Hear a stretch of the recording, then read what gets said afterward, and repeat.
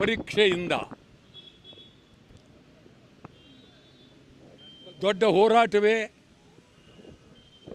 ದೇಶದಲ್ಲಿ ಆರಂಭ ಆಗಿದೆ. ವಿದ್ಯಾರ್ಥಿಗಳು ಬೀದಿಗೆ ಬಂದಿದ್ದಾರೆ.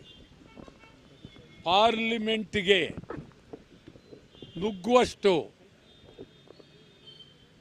ಪರಿಸ್ಥಿತಿ ಬಂದಿದೆ ಅಂತ ಹೇಳಿದ್ರೆ ನಿಜವಾಗಲೂ ವಿದ್ಯಾರ್ಥಿಗಳ ಬೇಡಿಕೆಯನ್ನು ಈಡೇರಿಸಬೇಕು. ಪ್ರಧಾನ ಮಂತ್ರಿ ವಿದ್ಯಾಮಂತ್ರಿ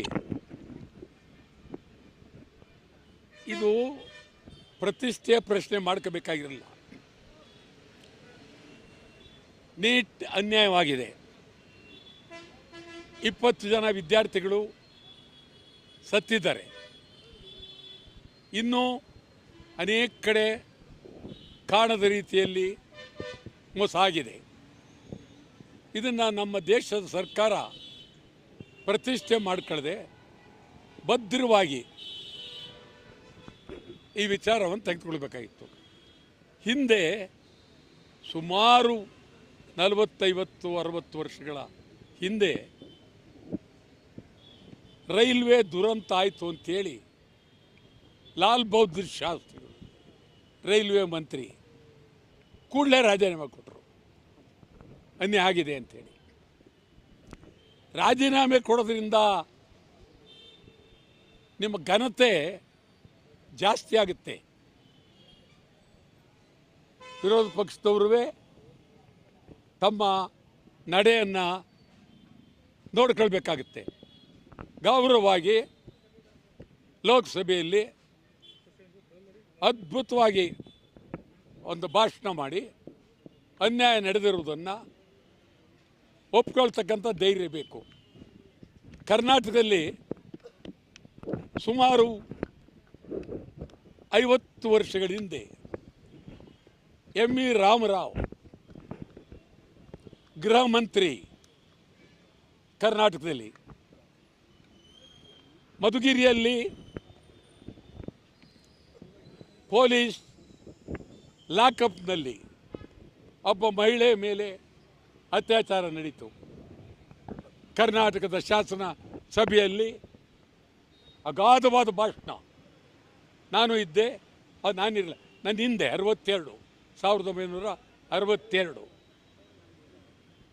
ಆವಾಗ ಅನೇಕ ಘಟಾನುಘಟಿಗಳು ಶಾಸನಸಭೆಯಲ್ಲಿದ್ದು ಖಂಡನಾ ಭಾಷಣವನ್ನು ಮಾಡಿದರು. ನಿಜಲಿಂಗಪ್ಪನವರು ಮುಖ್ಯಮಂತ್ರಿ, ಎಂ.ಇ. ರಾಮರಾವ್ ಗೃಹ ಮಂತ್ರಿ ಕರ್ನಾಟಕದಲ್ಲಿ. ಎಲ್ಲರ ಭಾಷಣ ಕೇಳಿ ಕೊನೆಯಲ್ಲಿ ನಿಜವಾಗ್ಲೂ ಅದೆಲ್ಲ ಈಗಿನ ಮಂತ್ರಿಗಳಿಗೆ ಬುದ್ಧಿವಂತಿಕೆ ಆಗಬೇಕು. ಅವರು ಎದ್ದು ನಿಂತು ಮಾತನಾಡ್ತಾರೆ. ಎಂ.ಇ. ರಾಮರಾವ್ ನಿಜ, ತಾವು ಹೇಳಿರ್ತಕ್ಕಂಥದ್ದು ನಮ್ಮ ಇಲಾಖೆಯ ಮೇಲೆ ಟೀಕೆ ಮಾಡೋದು ನಿಜ. ಇದಕ್ಕೆ ನಮ್ಮ ಇಲಾಖೆ ಹೊಣೆ, ನಾನೇ ಹೊಣೆ ಅಂತೇಳಿ ಶಾಸನ ಸಭೆಯ ಒಳಗೆ ರಾಜೀನಾಮೆ ಕೊಡ್ತಾರೆ. ಶಾಸನ ಸಭೆಯ ಒಳಗೆ, ಕರ್ನಾಟಕದ ಶಾಸನ ಸಭೆಯ ಒಳಗೆ ಎಂ.ಇ. ರಾಮರಾವ್. ನಾವು ಅದಾದ ನಂತರ ಯಾವ ಮಂತ್ರಿನೂ ರಾಜೀನಾಮೆ ಕೊಟ್ಟಿಲ್ಲ. ಕೊಡಬೇಕು. ಏನಿದೆ ಇದರಲ್ಲಿ? ತಪ್ಪಾಗಿದ್ರೆ ತಪ್ಪಾಗಿದೆ ಅಂತ ರಾಜೀನಾಮೆ ಕೊಡಬೇಕು. ರಾಜೀನಾಮೆ ಕೊಡಬೇಕಾದ್ದು ಶಿಕ್ಷಣ ಸಚಿವರದು, ಕೇಂದ್ರ ಶಿಕ್ಷಣ ಸಚಿವರದು. ಇದು ಸ್ಪಷ್ಟ ಮತ್ತು ನೇರ. ಮತ್ತು ಈ ವಿದ್ಯಾರ್ಥಿ ಚಳವಳಿಯನ್ನು ದುರುಪಯೋಗ ಮಾಡ್ಕೊಳ್ತಕ್ಕಂಥ ಶಕ್ತಿಗಳು ಇದ್ದಾರೆ. ಅವರು ಬಹಳ ಬುದ್ಧಿವಂತಿಕೆಯಿಂದ ನಿರಪರಾಧಿ ವಿದ್ಯಾರ್ಥಿಗಳನ್ನು ಬಹಳ ರೀತಿಯಿಂದ ಬಳಸ್ಕೊಳ್ತಕ್ಕಂಥ ಚಿಂತೆಗೆ ಹೋಗಬಾರ್ದು. ವಿದ್ಯಾರ್ಥಿಗಳ ಬೇಡಿಕೆ ಪ್ರಾಮಾಣಿಕವಾಗಿ ಅವರಿಗೆ ಬೆಂಬಲ ಕೊಡಬೇಕು. ವಿದ್ಯಾರ್ಥಿಗಳ ಬೇಡಿಕೆಯನ್ನು ನಾವು ರಾಜಕೀಯಕ್ಕೆ ಉಪಯೋಗಿಸ್ಕೊಳ್ಬಾರ್ದು. ನಾನಂತೂ ವಿದ್ಯಾರ್ಥಿಗಳ ಬೇಡಿಕೆಗೆ ಸಂಪೂರ್ಣ ಬೆಂಬಲವನ್ನು ಕೊಟ್ಟಿದ್ದೇವೆ. ಅದೊಂದೇ ಅಲ್ಲ, ಶಿಕ್ಷಣ ವ್ಯವಸ್ಥೆ ಹಾಳಾಗಿದೆ, ಸಂಪೂರ್ಣ ಹಾಳಾಗಿದೆ. ಶಿಕ್ಷಣ ವ್ಯವಸ್ಥೆ ವ್ಯಾಪಾರ ಆಗಿದೆ. ವ್ಯಾಪಾರ ಎಲ್ಲ ಉನ್ನತ ಮಟ್ಟದ ಶಿಕ್ಷಣ ವ್ಯಾಪಾರ.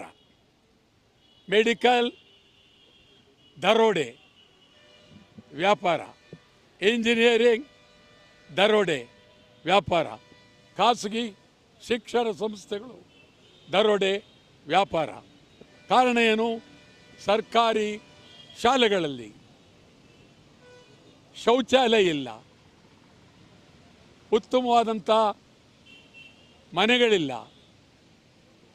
ವರ್ಷಗಟ್ಟಲೆ ಆದರೂ ಮಳೆ ಸೋರ್ತಾ ಇದೆ. ಇಂಥ ಸಾವಿರಾರು ಶಾಲೆಗಳು ಇಡೀ ಕರ್ನಾಟಕ ರಾಜ್ಯದಲ್ಲಿ ಇದೆ. ಈ ಕ್ಷಣದವರೆಗೂ ಶಾಲೆಗಳು ರಿಪೇರಿ ಆಗಿಲ್ಲ ಮತ್ತು ಉಪಾಧ್ಯಾಯರುಗಳಿಲ್ಲ, ಪ್ರಾಧ್ಯಾಪಕರಿಲ್ಲ, ಉನ್ನತ ಮಟ್ಟದ ಪ್ರೊಫೆಸರ್ಗಳಿಲ್ಲ. ಹೀಗಾಗಿ ಖಾಸಗಿ ಶಿಕ್ಷಣ ಸಮಿತಿಯವರು ಎಲ್ಲರೂ ಬೋರ್ಡ್ ಹಾಕಿದ್ದಾರೆ, ನಾವು ಲಂಡನ್ನಿಂದ ಬಂದಿದ್ದೀವಿ, ನಿಮ್ಮ ಮಕ್ಕಳು ಸೇರಿಸಿ. ವಿದೇಶದಿಂದ ಬರ್ತಕ್ಕಂಥದ್ದು ಬರೇ ಮೋಸ, ಫೀಸು ಬಡವರು ಕಟ್ಟೋಕ್ಕಾಗಲ್ಲ. ಯಾರು ಇವತ್ತು ಖಾಸಗಿ ಶಿಕ್ಷಣ ಸಂಸ್ಥೆಗಳ ಮೇಲೆ ಸರ್ಕಾರ ಗದಾಪ್ರಹಾರ ಮಾಡಲಿಲ್ಲ. ಇದು ನಿಜಕ್ಕೂ ಅಪಾಯ. ಇದೇ ಮುಂದುವರೆದರೆ ಶಿಕ್ಷಣ ವ್ಯವಸ್ಥೆ ಬೀದಿಗೆ ಬರುತ್ತೆ. ಯಾವುದೇ ಸರ್ಕಾರ ಇರಲಿ, ಕ್ರಾಂತಿ ಆಗುತ್ತೆ. ವಿದ್ಯಾರ್ಥಿಗಳ ಪರವಾಗಿ ನಾನೇ ನಿಲ್ತೇನೆ. ಖಾಸಗಿ ಶಿಕ್ಷಕಗಳ ದರೋಡೆ ವಿರುದ್ಧ ನಾನೇ ನಿಲ್ತೀನಿ. ಎಚ್ಚರ. ಮತ್ತು